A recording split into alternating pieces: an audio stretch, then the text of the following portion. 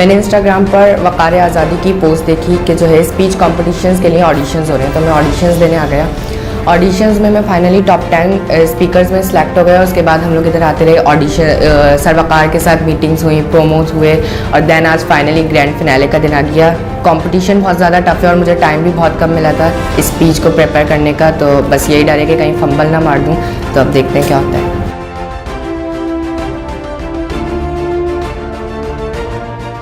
میں پاکستان، وہ پاکستان کہ جو اپنی تکمیل سے پہلے پیروں میں غلامی کی زنجیریں، ہاتھوں میں مظلومیت کی ہتکڑیاں اور گردن میں رسنے ظلم و زیادتی، جبر و تشدد پہنے ہندوستان کی گلیوں میں پڑا تھا. یہ بات ہے 19 کے دہائی کی کہ ابھی پاکستان مورز وجود میں آیا نہ تھا. ابھی مسلمانوں کو آزادی ملی نہ تھی کہ ہر جانب ظلم و جبر و زیادتی کا سما. تو کہیں بچے اٹھائے ہوئے جنازے وہاں، یہ مسلمان ہے اسے قتل کر دو، یہ رواج عام تھا. ڈر ڈر کے جینا یہی تو نظام تھا. آزادی کے لیے آواز اٹھانے والوں کی لاشوں کو جلایا گیا، کئی ماؤں کی گودیں اجاڑی گئیں، کئی بچوں کو یتیم کیا گیا. ارے ضعیف بوڑھوں نے اپنے کمزور کاندھوں پر کئی بیٹوں کے لاشیں اٹھائے. صدر علی وقار کہ اب ایسے میں تاریخ تکتی تھی راہ ایک ایسے شخص کی کہ جو انصاف دلائے گا، ان ظالم جابر جھوٹے لوگوں سے ہم کو نجات دلائے گا.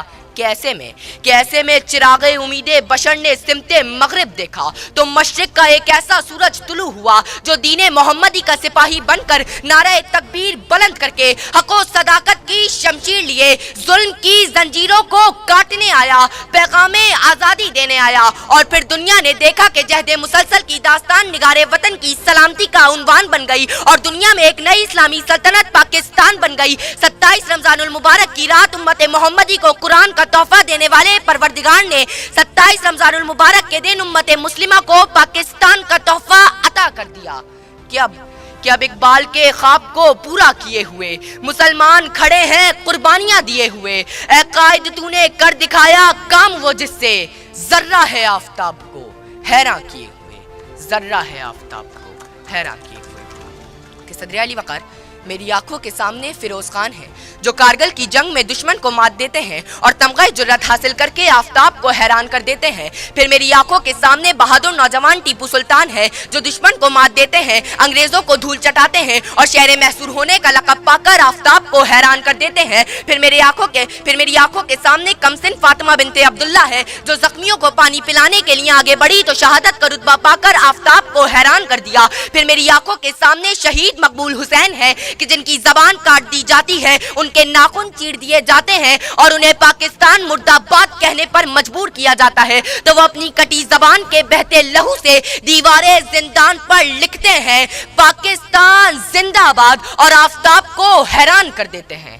کہ صدر علی وقار ہم نے اپنی تہذیب کو تھامے رکھا تو ہم بلندیوں پر پہنچے، ہم نے اپنے سنسار کو اونچا رکھا تو ہم خسر و کسرہ کے ایوانوں کو ایمانی طاقت سے لرزانے والے، ہم فتح مکہ کے موقع پر اہم مدعا سنانے والے، ہم جنگ بوتا میں سیف اللہ کا خطاب پانے والے، ہم سومنات کے بتوں کو قدموں میں گرانے والے، ہم بہرائے ظلمات میں گھوڑے دوڑانے والے، ہم ذرے ہیں آفتاب کو حیران کیے ہوئے.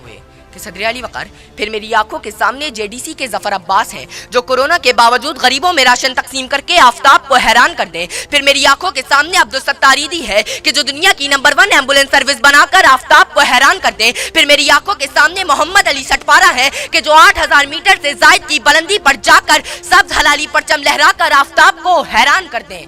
کہ صدر علی وقار جب یہ ذرے آفتاب کو حیران کرنے نکلے تو بدر کے میدان میں 313، کربلا کے میدان میں 72، پاک فضائیہ کے راشد منہاس ہو یا پاک فوج کے میجر اسحاق، پارا چنار کے اعتزاز حسن ہو یا پھر آرمی پبلک اسکول کی طاہرہ قاضی، ارے یہ وہ ذرے ہیں جو اس وطن کے لیے اپنی جانیں تو قربان کر دیتے ہیں، مر تو جاتے ہیں مگر دنیا کو یہ پیغام دے دیتے ہیں کہ ہر حال میں ہر دور میں تابندہ رہوں گا، میں زندہ و جاوید ہوں پائندہ رہوں گا، تاریخ میرے نام کی تعظیم کرے گی، میں تاریخ کے اوراق میں آئندہ رہوں گا. کہ ذرہ ہے آفتاب کو حیران کیے.